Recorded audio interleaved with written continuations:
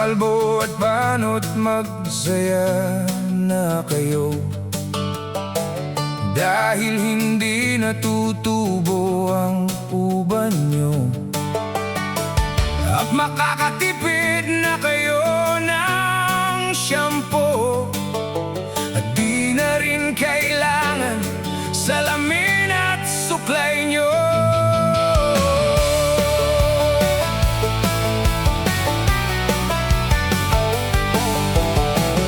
Magsaya na rin ang mga babaero, dahil maraming tanga ang nabibiktiman nyo. Sana hindi kayo makatagpo ng babaeng puputol sa kaligayahan nyo. Mga chismosa, magdiwang na kayo. May balita na kayo ang gagawing tagapag-anunsyo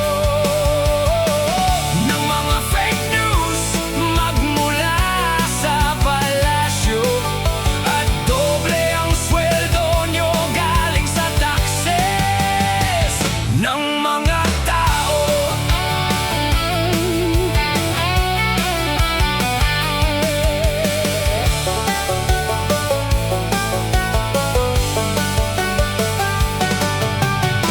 Mga supot at di patuli, bandila nyo ay itaas nyo.